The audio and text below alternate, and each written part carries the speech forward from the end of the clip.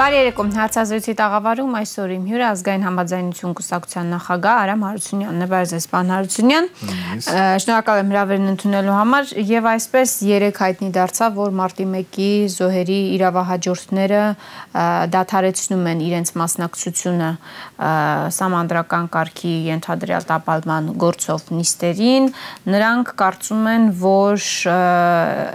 անբովանդակ միջոցառում է դա այդ դատավարությունը եւ երեք էլ փաստաբանը հայտարարեց, որ դատախազությունը այս ընթացքում չի դրսևորել բավարար կամք եւ ջանադրություն քրեական հետապնդումները համակարգված եւ հետեւողականորեն իրականացնելու ուղղությամբ։ Ինչու են դժգոհ տուժողների հարազատները։ Շնորհակալություն հրավերի համար, եթե հիշում եք ժամանակին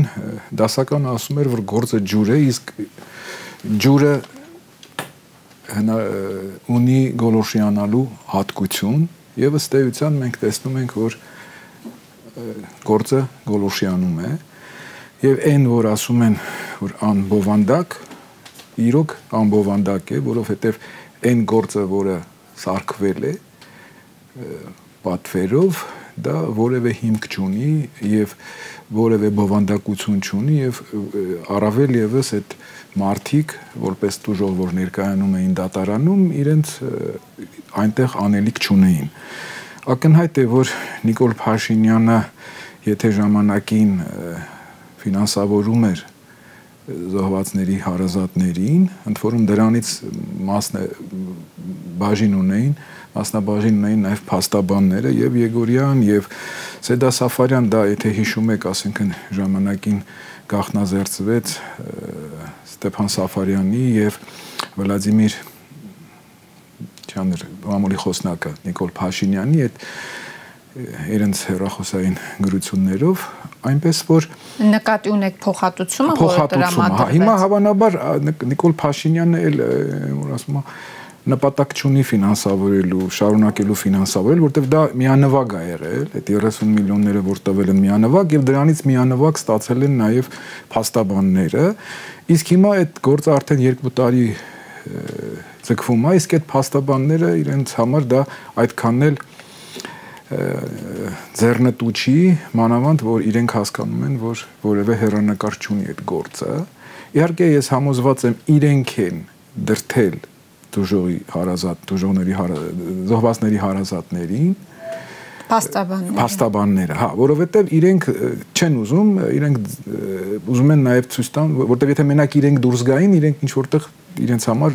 այդքան է որպես փաստաբան լավ չէր, որ փաստաբանը հրաժարվում է գործից։ Իսկ հիմա իրենք ոնց որ ասած իրենց հետ ցույց տվեցին, որ նաև ավելի շատ տուժողներն են այդ կարծիքին եւ այսպես ասած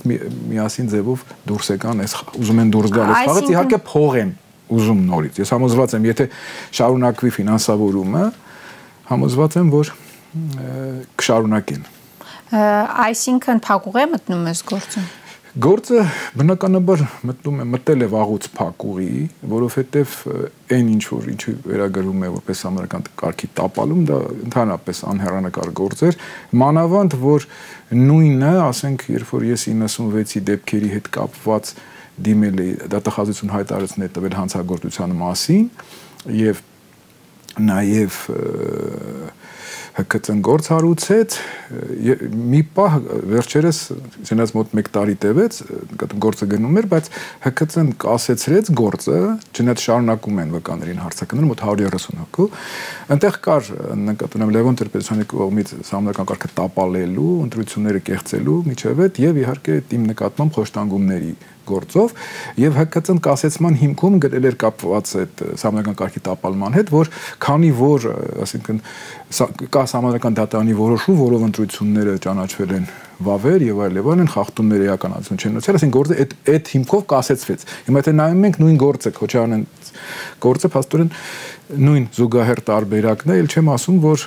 այն որ, ասենքն գրված էր հենց սկզբից ՀԿՑ-ի հայտարարության մեջ, դա կարծես թե ՀԱԿ-ի թռուցիկներից վերցված լիներ եւ ակնհայտ է որ Նիկոլ Փաշինյանին եթե այն ժամանակ այդ գործը պետք էր որ աղմուկի համար, նաև իր, այսպես ասած, իրեն իշխանության բերած եւ նաև իրեն հավատացող մարդկանց տեսարան էր պետք, այդ տեսարանը ինքը ստեղծեց, ընդ որում ինքը չզլացավ անգամ իր սովորության համաձայն ընտրությունների քարոզարշավի վերջին օրը, եթե հիշում եք 18 թվականի դեկտեմբերի 7-ին ինքը Քոչարյանին կալանավորեց։ Ինչն է խանգարում հիմա նորից։ Հիմա արդեն, գիտեք ինչ, հիմա արդեն ինչ է փոխվել։ Չէ, ոչ մի բան չի փոխվել, նախ ասենք ինքը արդեն հասկանում է, որ իշխանությունը կորցնում է, ասենք եւ Ռուսաստանի եւ ընդհանրապես անգամ արևմուտքի վերաբերմունք իր նկատմամբ, ասենք որ լուրջ չեն ընդունում իրեն, հենց մենակ այն որ ասենք այս Տավուշյան դեպքերի ժամանակ ասենք Պուտինը խոսում է Ալիևի եւ Էրդողանի հետ, բայց իր հետ չի խոսում, այդ արդեն վերաբերմունք է, այդ Պուտինը երբ որ զանգահարում է Քոչարյանի ծնունդը, շնորհավորում է, մի անգամ դրանք ցուցանիշներ են, Նիկոլ Փաշինյանը հասկանում է, որ ասում այդ խաղը տարված է։ Այդ իմաստով ես համոզված եմ, որ շատ հնարավոր է, որ անգամ որոշ դատախազներ սկսեն արդեն կամաց-կամաց դիրքավորվել, որտեղ իրենք բոլորը հասկանում են, որ պատասխան են տալու։ Եթե զոհերի հարազատները գումար էին ստանում, ապա այս դատախազները ՀՔԾ Սասուն Խաչատրյանը եւ այլն, այդ բոլորը իրենք դատավորով, դատախազներով, գլխավոր դատախազով իրենք բոլորը պատասխան են։ Բայց դատախազներն էլ մեղադրող դատախազներն էլ պաշտոն ստացան։ Դա Նիկոլ Փաշինյանն էլ է հիմա պաշտոնի, բայց դա որ ասում եմ շատ կարճ ժամանակ է տևելու, որովհետեւ որևէ հերանեկար չկա։ Գիտեք ինչ, ասենք այսօր խնդիրը հետեւյալն է, եթե ասենց պատկերավոր ասենք Նիկոլ Փաշինյանը եթե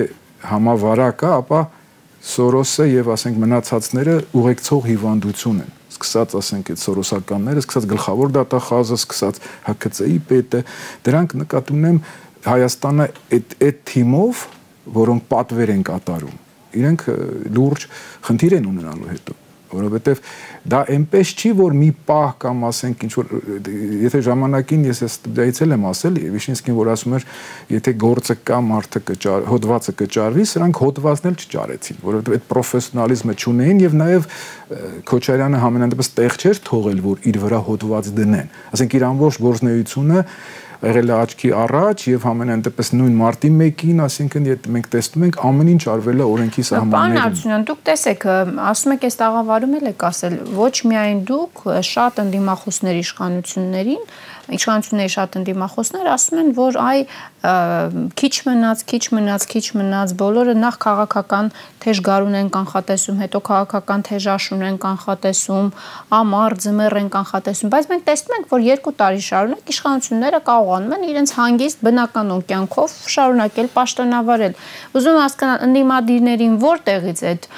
ինֆորմացիան, տպավորությունը, տեղեկատվությունը, որ այ քիչ է մնացել, այ տապալվելու է Նիկոլ Փաշինյանի իշխանությունը, որտեղ մենք հակառակն ենք ըստ էության տեսնում։ Չէ, որ Նիկոլ Փաշինյանը տապալվելու է, դա ակնհայտ է որպես նաև պատմական օրինաչափություն, որտեղ նման համակարգերը, երբ որ հենվում են մեկ մարդու վրա, նույնիսկ աթոռը 3 ոտ 4, չէ, գոնե 3 ոտ պետք է ունենա, որ մեջքի վրա չընկնի։ Նիկոլ Փաշինյանը իշխանությունը 1 ոտքի վրա է։ Չհաշված, ասինքն այդ 1000 զոհը 1200 մոտ ասենք կորոնավիրուսի հետ կապված, չհաշված, ասենք իր այսպես ասած համրական կարգի տապալումները, երբ որ մենք տեսնում ենք, որ ըստ էության այդ ամեն ինչը հնարավոր չի։ Ուրիշ խնդիր է շարունակել։ Ուրիշ խնդիր է, որ ընդդիմադիր դաշտը ինքը խնդիր ունի համախմբման։ Ընդդիմադիր դաշտը ես դրա համար տարբեր առիթներով ասում եմ, որ պետքա ամեն ինչ, տեսեք, իշխանությունները խաղում են հիմնականում այդ բառախաղի վրա, նախկին ներկա։ Եվ ասենք նախկինը համարում են հաջողում է նաև, որովհետև ամեն ինչ դեռևս չի դասավորվել դարակների վրա։ Մենք պիտի տարանջատենք, ասենք առաջին նախագահի ժամանակաշրջան, երկրորդ նախագահի, երրորդ նախագահի, անգամ երրորդ նախագահի վարչապետներին մենք իրարից պիտի անջատենք։ Ենթադրենք Տիգրան Սարգսյանի ժամանակ 10 թվին եղել է 14.5% տնտեսական անկում, ենթադրենք նույն Հովիկ Աբրահամյանը եւ ասենք Կարեն Կարապետյանի մոտ տնտեսական աճ ոչ թե Քոչյանի ժամանակների, բայց եղել է որոշակի։ Այդ ամեն արձանագրված է։ Խնդիրը արձանագրված է, մենակ քիչ է։ Իմ ասածը հետեւյալն է, որպեսի իմ որ ասում է ի վերջո sense խնդիր կա, երբ որ գնում ես պայքարի, իսկ այս պայքարը դա ազգային ազատագրական պայքար է, դու պիտի իմանաս ով է գլխավոր հրամանատարը։ Եթե դու չունես գլխավոր հրամանատար, եթե ընդդիմադիր դաշտի մեծ մասը կամ որոշ մասը համենայն դեպս բավարարվում է հարցազրույց տալով եւ հաշվելով լայքերը, բնական է, որ ասենք դա չի կարող գնալ առաջ։ Եթե ընդդիմությունը ոչ մի բան էլ չանի, բնական է Նիկոլ Փաշինյանը մի օր կփախչի, ասենք դիմակով թե առանց դիմակ, դա կարևոր չի, բայց հարցն է, որ մենք ամեն օր ուշացնելով, ասենք ընդդիմությունը ամեն օր ուշացնելով այդ համախմբումը, մենք մի ընտանիքի դժբախտություն ենք պատճառում, որտեղ Նիկոլ Փաշինյանի ամեն օրը դա մի քանի զոհ է կորոնավիրուսի եւ ընդհանրապես։ Էլ չեմ ասում, որ ասենք երկիրը տնտեսությունը հայտնվել է անդունդի եզրին, տնտեսությունը փոքր միջին բիզնես ընդհանրապես ասենք մեռած վիճակա, որ պետությունը որը բայց հասարակության մեջ լայն դժգոհություն, տեսանելի դժգոհություն չկա բանացը։ Տպավորություն է, որ միայն ընդդիմադիրներն են դժգոհ, իշխանությունները հակափաստարկներ են ներկայացնում, արդյունքում հասարակությունը դուրս է մնում այս բոլոր գործընթացներից։ Ասել սենց ասել, ընդհանրապես ուրեմն հարցը հետեւյալն է։ Հասարակություն ասելով մենք պիտի չհասկանանք այն մարդկանց, որոնք ասենք այսօր վախեցած են։ Ասենք ես այսօր շատ ծանոթներ կան, դասախոսներ կան։ Տեսեք այսօր կան ասենք հայրենի պատմության մասնագետներ կամ բանասերներ, տան ուսուցիչներ, բայց քանիսը ձեն, ասենք իրենք համոզված են, չէ՞ դա այն դեպքը չի, որ ասենք ճաշակի հարց չի այստեղ։ Հիմա իշխանության ընտրությունը արդեն ճաշակի հարց չի, ասենք այնպես չի, որ մենք ասենք Նիկոլ Փաշինյանը վատնա, որտեվ ասենք սեղանից օգտվել չգիտի կամ չգիտեմ լավ չի հագնվում կամ չտեսա եւ այլն, դա չի արդեն խնդիրը, սա արդեն երկրի անվտանգության խնդիրն է, դա ասենք արժեքային համակարգի խնդիրն է, դա ինքնության խնդիրն է հայ մարդու։ Այսինքն այդ դա պարզ է, որ ուսուցիչը, դասախոսը, գիտնականն է, այդ ամեն ինչը հասկանում է։ Կա վախի մթնոլորտ։ Այսօր կներեք, ասենք մարդիկ անգամ որ բարև են տալիս, նայում են թե այդ պահին այդ տարածքում ով կա։ Այսինքն մարդկանց մեջ վախ կա։ Այդ վախը պետք է ձեր կարծիքով դժգոհ են, բայց վախենում են։ Այդ վախը պետք է հաղթարի, ընդ որում այդ վախը, այդ թույնի մթնոլորտը նաև շատ մեծ դեր ունեն արվեստագետները, որտեղ արվեստով պիտի այդ, ասենք, այդ վախը հանվի։ Ասենք նույն այսօր Վահրամ Սահակյանը շատ ավելի մեծ գործ է անում, քան թե ասենք շատ թատրոններ, որոնք այսօր կարող են ասենք Շեքսպիրի Համլետ բեմադրել կամ չգիտեմ ինչ, որը այսօր այն որ ասում ակտուալ չի։ Այդ նույն Համլետը կարող են այնպես բեմադրել, որ անգամ դառնա ակտուալ, բայց ես նկատի ունեմ, որ դուք ասում եք հասարակությունը չկա, դա ագրեսիվ մասներ, որոնք կամաց հետ են քաշվում։ Ասենք նույն այսօր այդ Ջիվան Հայկաս, Գասպարին ոնց որ էլ մեջքի վրա չի պարկում, երբ ողնաշարի խնդիր ունի արդեն կամ ասֆալտի պիտի մի քիչ ուրիզևիլներ, որ ինքը պարկեր։ Ամեն դեպքում այդ մարդիկ հասկանում են, նույն Ջիվանը ես հիշում եմ, որ մեկի հետ Skype-ով խոսելուց ասում էր, որ մենք միջև մեր կյանքի վերջ պիտի Փաշինյանը վարչապետ լինի, թե մենք խնդիր ենք ունենալու։ Այսինքն բոլորը հասկանում են։ Այսօր այնպես չի, որ ինչ որ կրկնում են, որ ասենք շատ դժվար բան է հասկանալու համար, որ այս իշխանությունը տանում է կործանման, որովհետև ամեն մարդ, այսինքն հերոստացույցի եւ բանի Սառնարանի հակասությունը ակնհայտ է եւ Նիկոլ Փաշինյանը արդեն ինքը լրիվ այն կարգավիճակում է, որ ըստ էության իշխանություն ինքը չունի։ Ինքը ուղղակի ֆորմալ նստած է այդ աթոռին, ուժայինները ես համոզված եմ, իրեն չեն ենթարկում, այդ նույն դիմակներով ենթադրենք դիմակի հետ կապված փորձում են մարդկանց մեջ վախ մտցնել, բայց դա կարճաժամկետ է, բայց որ ժողովուրդը եթե ճիշտ ձևակերպի խնդիրը եւ թիմը ձևավորվի, որտեվ թիմը գիտեք ես ինչ եմ ասում, այդ դարակները կարեւոր են, որտեվ եթե դարակները մենք չենք ասում, մենակ լավ խոսելը, գրագետ լինելը շատ քիչ է, որpիսի դու գնաս առաջ։ Մենք այսօր դուք ինչ եք առաջարկում օրինակ։ Ես առաջարկում եմ, դուք ինչ եք առաջարկում, որ ասում եք միայն չպետք է խոսել, ինչ եք առաջարկում։ Ես առաջարկում եմ նախ մենք պիտի ճշտենք, թե ասենք մի հատ որ ասում է լյուստրացիա արվի, թե ասենք ով որ թվին, ասենք ինչի հետ կապված, ոչ թե նրա համար, որ ինչ որ այդ մարդուն սևացնելու Ներքին լյուստրացիա։ Այո, ներքին լյուստրացիա։ Օրինակ ասենք նույն սահմանադրական փոփոխությունների հետ կապված, օրինակ մեր կուսակցությունը դեմ է եղել։ Ասենք Քոչարյանը ինքը դեմ է եղել։ Ասենք օրինակ Դաշնակցությունը կողմ է եղել։ Նիկոլ Փաշինյանին պետքը չի եղել, չգիտեմ Լուսավոր Հայաստանը երջանիկ էր, որ հանդիպում էր Սերժ Սարգսյանին։ Տեսեք, դուք էլի, այսինքն ընդդիմադիր դաշտը էլի բաժանում։ Չեն բաժանում։ Խնդիրը հետևյալն է, եթե մենք Սա իշխանության գործելավոճն է, բաժանել ընդդիմադիր դաշտը։ Չէ, որpիսի մենք գնանք առաջ, մենք մեր մեջ պիտի ճշտենք։ Ես չեմ ասում հրապարակային պետքա կանգնենք, օրինակ ասել, որ եթե, տեսեք, ես այն կարծիքին եմ, որ ասենք եթե այս սահմանությունը չփոխվեր 2005-ին, 2015-ին, Նիկոլ Փաշինյանը իշխանության չէր գա։ Ձև չկար իշխանության գալու։ Որովհետև եթե անգամ ինչ որ գնային հրաժարականի պիտի լիներ արտահերթ նախագահական ընտրություններ, ժամանակ էր պետք անցնել, պարզ էր, չէ՞ որ հետո ստեղ sense խնդիր կա կոոպերատիվ խաղ, կա անտագոնիստական խաղ։ Թավշյա հեղափոխությունը կոոպերատիվ խաղ էր, այսինքն որքան էլ Վովա Գասպարյանը Օթելլոյի առոգանությամբ հետին թվով մարդասեր երևա, հասկանալի է, չէ՞ որ եթե Նիկոլ Փաշինյանին ռադիոյի տնից տանում էին չեր շարունակվի, հասկանալի է, որ ասենք խախտում էր օրենք, որ այդ փողոցը երբ որ Ֆրանսիայի հրապարակը փակվում էր, ոստիկան չկար, ասում ասեմ, այդ հարցերը պիտի ներքին խոհանոցում քննարկվի, ես այնպես չի, որ ասենք մենք այսօր խնդիր ենք դնում ինչ-որ հաշիվներ փակել այն մարդկանց հետ, որոնց ընդդիմադիր են եղել, չէ, այդ մարդիկ էլ են այսօր հասկանում, որ սխալվել են, այդ մարդիկ էլ են հասկանում, որ չէր կարելի, որ ասում հանցավոր գործություն դրսևորել եւ թողնել որպիսի, ասինքն իշխանության գա մի ուժ, որը մենք չգիտեինք ով է։ Այսինքն դուք առաջարկում եք, որ ընդդիմադիրները նախ հարցերը իրար մեջ փակ դռների ետևում լուծեն եւ հետո միասին գտնեն ընդհանուր եզրեր։ Այո, գուցե այդ հարցերը լուծելու ընթացքում այլևս հնարավոր չլինի նշмарել ընդհանուր եզրերը, ընդհանուր գծերը։ Գուցե ամեն ինչ պետք է սկսել 18 թվականի իրադարձություններից հետո չխորանալով դավադրության տեսությունների մեջ բանալցին։ Գիտեք ի՞նչն է խնդիրը։ Մենք խափենք, օրինակ ես ինձ խափեմ, որովհետև ես ապրիլի 9-ին 18 թվականի հացադուլի եմ նստած եղել եւ ես չեմ իրավունք չունեմ ես ասելու, որ ես սխալ եմ արել, որ նստել եմ։ Ոչ թե նրա համար, որ պրինցիպիալ եմ, որովհետև դա ես այդպես եմ մտածում։ Չհաշված, որ այսինքն նույն սահմանության հետ կապված, չհաշված, որ ասենք հարցեր կան, որ մենք պիտի հստակ, ասենք մենք կարողանանք նախադեպ, այսինքն անգամ դուք ընդդիմադիրներդ շարունակում եք իրար մեջ հարցեր լուծել։ Ու արդյունքում իշխանությունը ճշմարտությունը ասելը արդյունքում իշխանությունը շարունակում է մնալ, սա չէ արդյոք Նիկոլ Փաշինյանի իշխանության մնալու նաև գրավականը։ Նիկոլ Փաշինյանի իշխանությունը շարունակում է մնալ, որովհետև կլեմոն կպել է նախկին իշխանություն։ Մենք պիտի կներեք անջատենք իրարից։ Հիմա դուք նախկին իշխանություն ձևակերպման դաշտի մեջ մտնում եք, թե չէ, դաշտի մեջ, այդ ձևակերպման։ Իշխանություն հասկանում եմ, նախկինի ձևակերպման մեջ մտնում եք։ Իհարկե ոչ։ Չէ, հարցը նորից եմ բաժանում ենք մենք։ Ես ասում եմ Լևոն Տեր-Պետրոսյանի շրջան, Սերժ Սարգսյանի շրջան եւ ասենք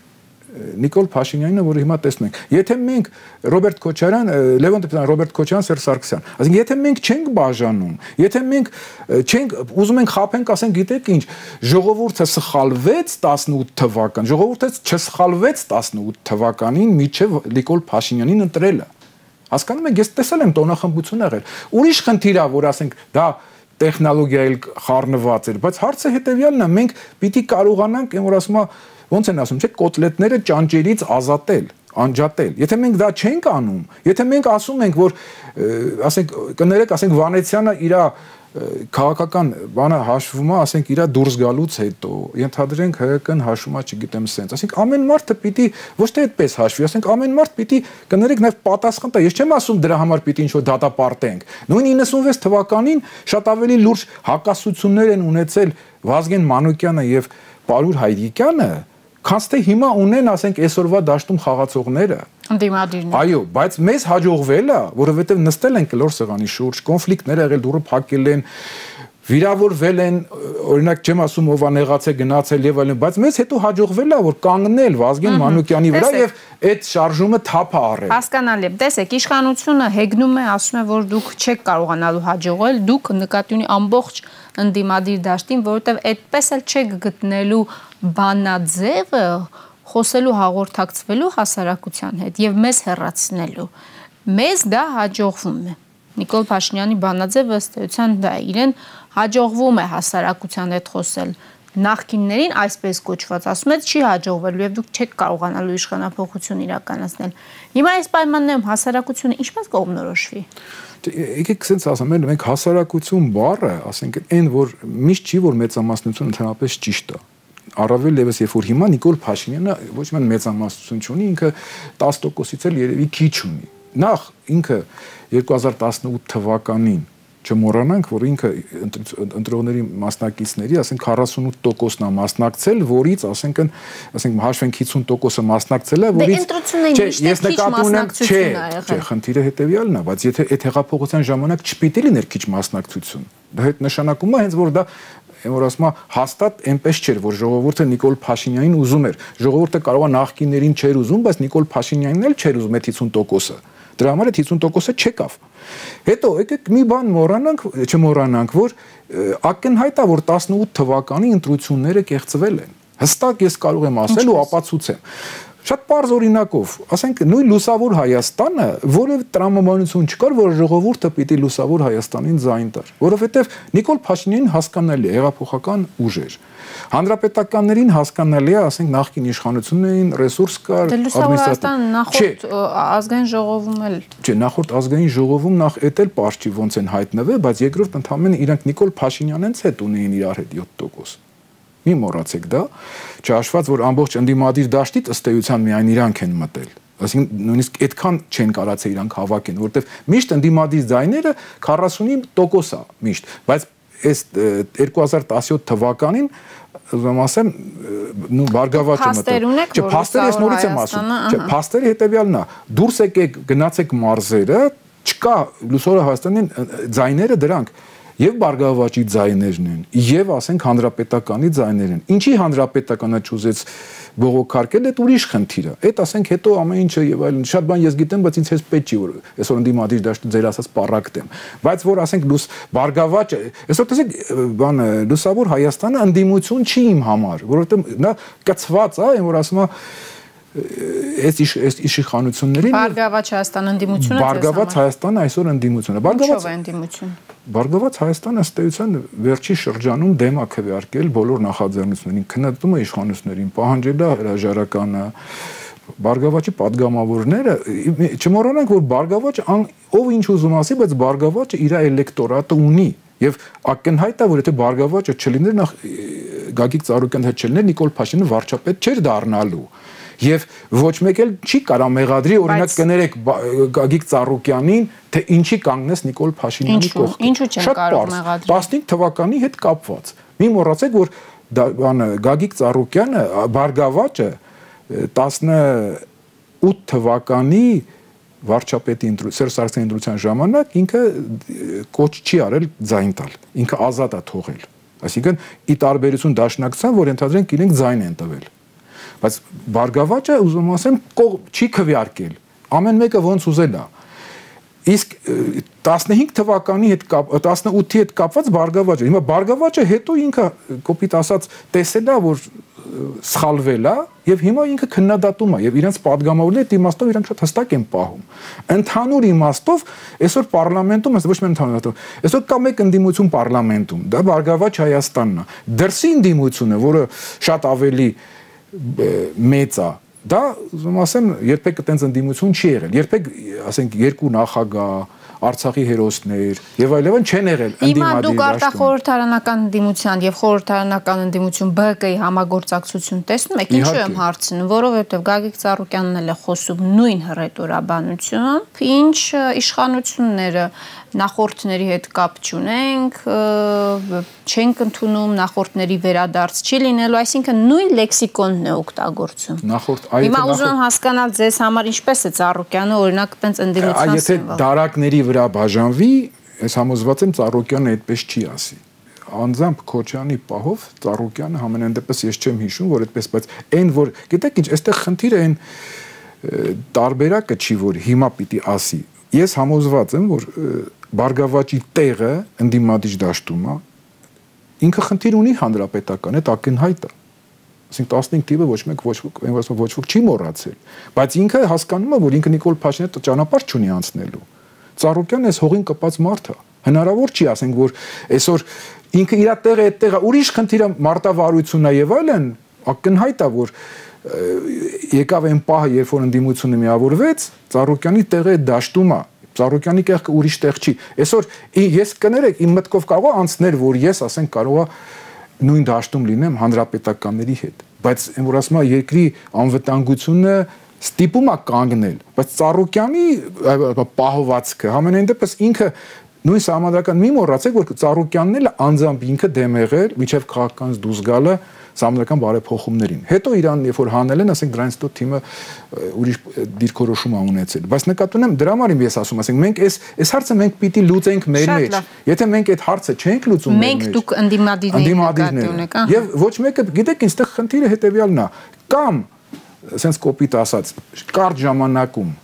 ասինքն այդ հարցը լուծվում է, կամ այն որ ասում է հակառակը ձեր ասած, այսինքն այդ հաշիվները մաքրվում են արդեն ուրի ձևի, ասենք կոնկրետ ես նկատի ունեմ, ես ինձ ավելի ազատ կզգամ։ Այսօր ես շատ բան չեմ ասում, որովհետև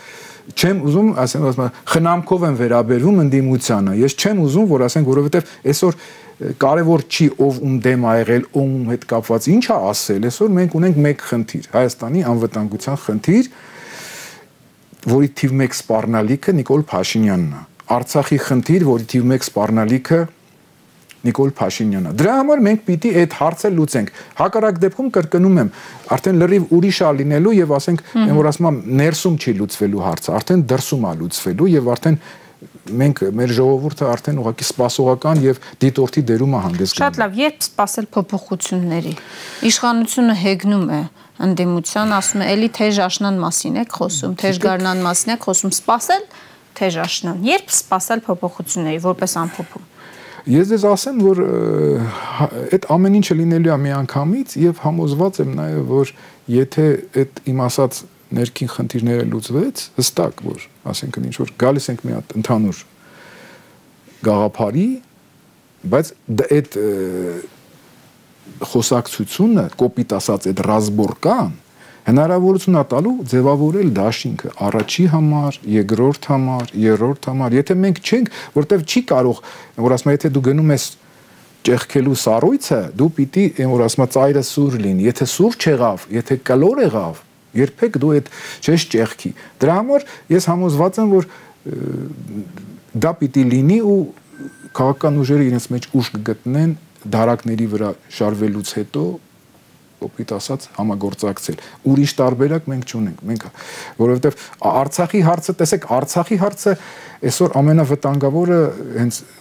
Արցախի հարցի լուծումն է, այս իշխանությունների դիրքորոշումը։ Տեսեք, նույն Քոչարյանին մաթեմատիկայում կա հայտնի մաթեմատիկոս կա Նեշ, որը 94 թվականին, ասենք,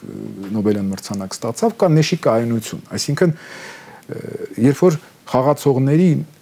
ոչ կոոպերատիվ խաղի խաղացողներին ոչ մեկին ձեռնտու չի իրավիճակը փոխել։ Այդ վիճակը կոչվում է կայուն։ Հիմա Արցախի հարցը Քոչարյանի ժամանակաշրջանում Նեշի կայունությունն, այսինքն ոչ Ադրբեջանին էր ձեռնտու ստատուս քվոն փոխել, ոչ Հայաստանին, ոչ համանախագահող երկրներին։ Հետո իհարկե այդ ամենը փոխվեց։ Հիմա Նիկոլ Փաշինյանը, գիտեք ինչ ասենք, ինքը հիմա գիքորի տարբերակով բանակցում է։ Ինքը հիմա գիքոր է։ Ինքը քաղաքականության մեջ արտաքին հարաբերությունները ինքը որփի կարգավիճակ ունի։ Ինքը Հայաստանը այնպես է ներկայացնում, մենք այդ նկարները կա Ալիևի հետ, իր պահվածքը, իր ասենք այդ